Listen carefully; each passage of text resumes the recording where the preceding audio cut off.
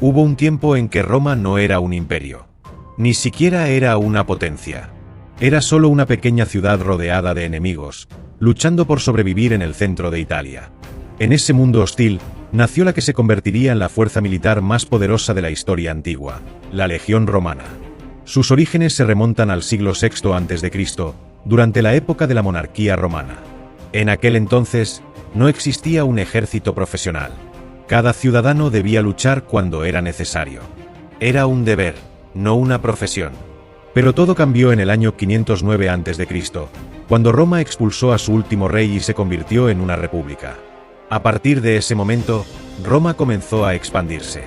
Y para conquistar, necesitaba algo más que campesinos armados. Necesitaba soldados. Durante siglos, el ejército romano fue una milicia de ciudadanos propietarios. Solo los hombres con tierras podían servir. Y luchaban por proteger su propio mundo. Pero el crecimiento de Roma lo cambió todo. Las guerras se hicieron más largas, más lejanas, más complejas. Y en el año 107 a.C., un hombre transformó para siempre la historia militar. Su nombre era Cayo Mario. Mario tomó una decisión revolucionaria. Permitió que los hombres sin tierras, los más pobres, se alistaran en el ejército. Por primera vez, ser legionario se convirtió en una profesión. Roma ya no luchaba con campesinos. Luchaba con soldados. El Estado proporcionaba armas, armadura y salario. Y al terminar el servicio, los legionarios recibían algo mucho más valioso: tierras. Era una recompensa enorme. Un hombre pobre podía retirarse como propietario. Esto cambió la vida de cientos de miles de personas.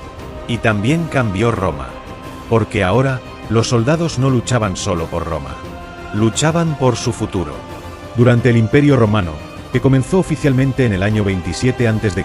con el emperador Augusto, las legiones alcanzaron su forma definitiva. Cada legión estaba formada por unos 5.000 hombres. Había unas 30 legiones activas. En total, más de 150.000 legionarios profesionales. Pero con tropas auxiliares, el ejército superaba los 300.000 hombres. Era una fuerza gigantesca. Los legionarios servían durante 25 años. 25 años de disciplina absoluta.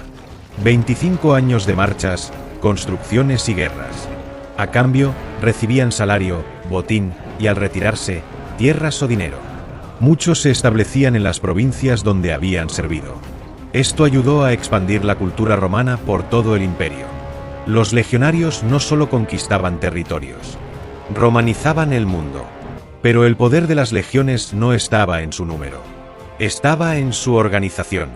Cada legión era una máquina perfectamente estructurada, dividida en cohortes. Cada cohorte en centurias. Cada centuria en grupos más pequeños. Todo estaba calculado. Nada era improvisado. Las legiones construyeron carreteras que aún existen.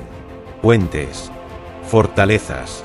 Murallas como el famoso Muro de Adriano en Britania. Donde llegaban, Roma se hacía permanente. Durante siglos, las legiones fueron prácticamente invencibles. Conquistaron Hispania, la Galia, Grecia, Egipto, partes de Alemania, Oriente Medio. El Mediterráneo se convirtió en un lago romano. Pero ninguna fuerza dura para siempre.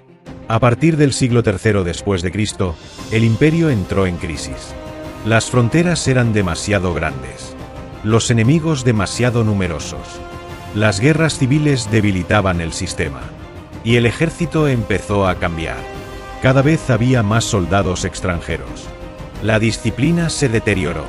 Las antiguas legiones perdieron su identidad. Se fragmentaron. Se reorganizaron. Ya no eran las mismas. En el año 395, el Imperio Romano se dividió en dos: Occidente y Oriente. El Imperio de Occidente, el más débil, no sobrevivió mucho tiempo. En el año 476 después de Cristo, el último emperador romano de Occidente, Rómulo Augustulo, fue depuesto por un jefe bárbaro llamado Odoacro. Roma cayó. Y con ella, las legiones que habían conquistado el mundo. Habían existido durante más de 1000 años. Desde sus orígenes primitivos en el siglo VI a.C., hasta su desaparición en el siglo V después de Cristo. Más de un milenio. Ningún otro ejército ha durado tanto tiempo. El Imperio Romano de Oriente, conocido como Imperio Bizantino, mantuvo ejércitos durante siglos, pero las legiones clásicas ya no existían. Su época había terminado.